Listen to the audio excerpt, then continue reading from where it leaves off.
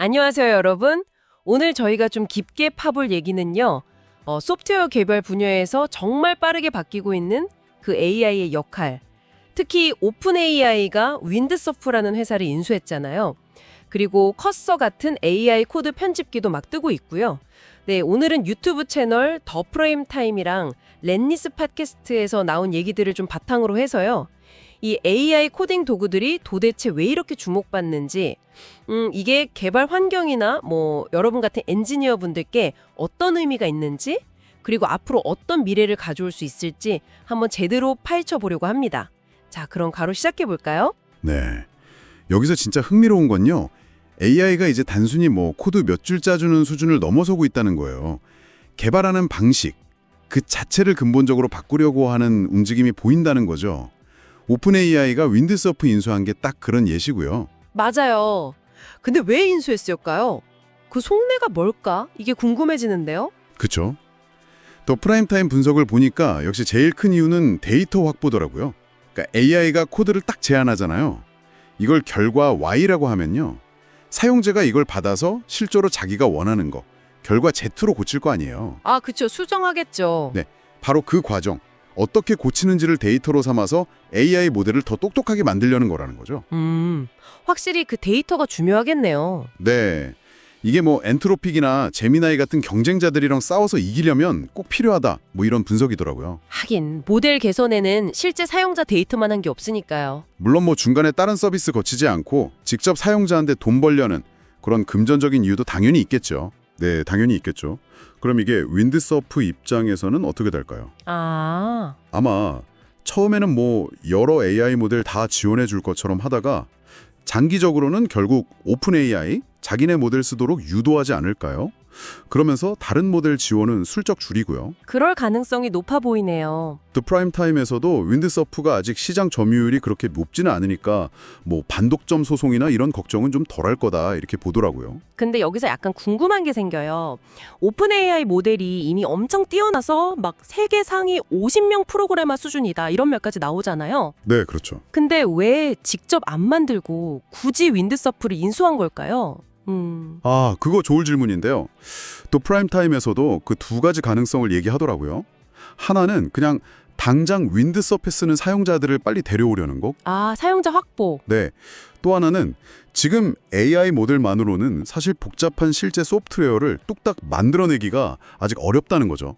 그래서 이미 잘 만들어진 제품, 그리고 거기에 필요한 전문가들, 이런 걸 아쿠아하이어라고 하잖아요. 인재 영입 목적 인수. 네네. 그런 인력이랑 또 무엇보다 중요한 데이터를 한꺼번에 싹 가져오려고 했다는 거예요. 아하. 결국 핵심은 뭐더?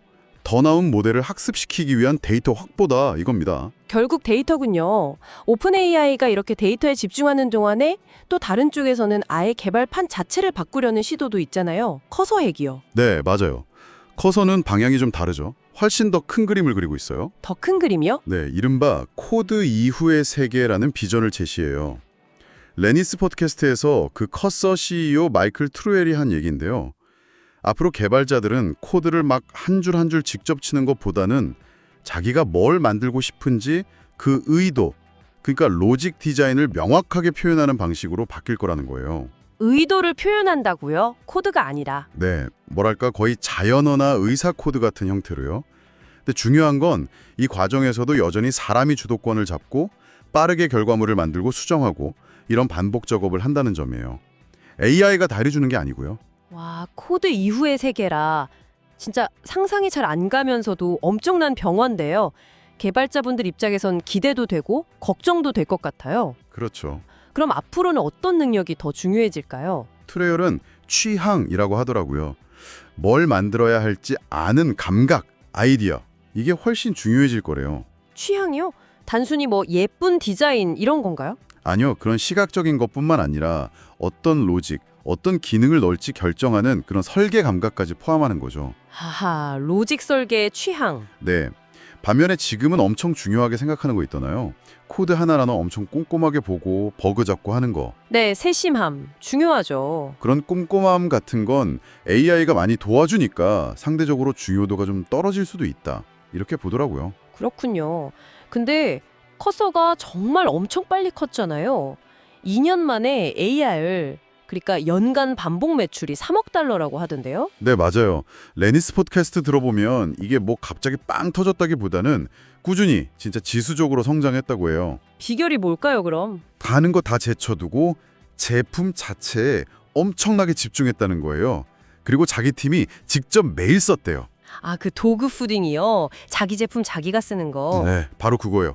매일 쓰면서 불편한 거 바로바로 고치고 빠르게 개선해 나간 거죠. 특히 초기에 사용자들 피드백 듣고 원래 자기들이 만든 편집기 썼는데 그거를 버리고 VS 코드 기반으로 확 바꾼 게 성장에 엄청 도움이 됐다고 하더라고요. 오, 과감한 결정이었네요. 기술적인 얘기도 좀 궁금한데요. 단순히 GPT 같은 거대 언어 모델만 쓰는 게 아니라고 들었어요. 네, 맞아요. 저도 처음엔 당연히 그럴 줄 알았는데 실제로는 자기들이 만든 맞춤 모델들을 엄청 적극적으로 쓴다고 하더라고요. 맞춤 모델이요? 어떤 부분에 쓰는데요? 예를 들면 뭐 코드 자동 완성처럼 속도가 엄청 중요하거나 비용을 좀 아껴야 하는 부분 있잖아요. 네, 그렇죠.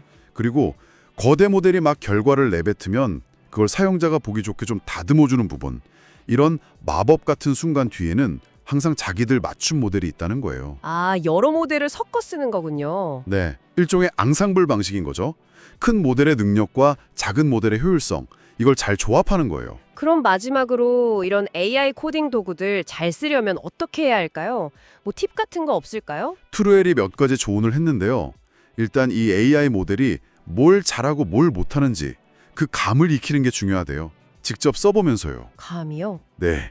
그리고 한 번에 너무 큰 작업을 막 던지지 말고 작업을 잘게 쪼개서 점진적으로 시키는 거죠. 조금씩 조금씩. 또 뭐 개인 프로젝트나 좀 안전한 환경에서 AI의 한계가 어딘지 직접 부딪혀보면서 배우는 걸 추천하더라고요. 실패해도 괜찮으니까요. 아, 일단 써보면서 감을 잡고 작게 시작하고 실패를 두려워하지 말라. 이거네요. 그렇죠. 오늘 이야기 들어보니까 AI 코딩 도구들이 참 한편에서는 더 좋은 AI를 만들려고 막 데이터 경쟁을 하고 있고 오픈 AI처럼요. 다른 한편에서는 아예 코드 없는 개발이라는 새로운 세상을 향해 나아가는 것 같아요. 커서처럼요. 네, 맞아요. 단순한 보조도구를 넘어서 개발의 본질 자체를 건드리고 있는 느낌이랄까요? 정말 빠르게 변하고 있네요. 네. 그래서 여기서 여러분께 마지막으로 질문 하나 드리고 싶어요. 만약에 이런 도구들이 정말 계속 발전해서 우리가 코드를 직접 만지기보다는 의도나 취향을 표현하는 방식으로 소프트웨어를 만들게 된다면요. 그때 소프트웨어 개발자라는 역할은 어떤 의미를 가지게 될까요? 의미가 많이 달라지겠네요. 그렇죠. 그리고 그런 시대를 대비해서 여러분은 지금 어떤 역량을 키워야 할까요? 이 질문에 대한 답을 한번 같이 고민해보면 어떨까 싶습니다. 네, 정말 중요한 질문인 것 같습니다. 저희는 다음번 탐구에서 더 흥미로운 이야기로 돌아오겠습니다. 감사합니다. 감사합니다.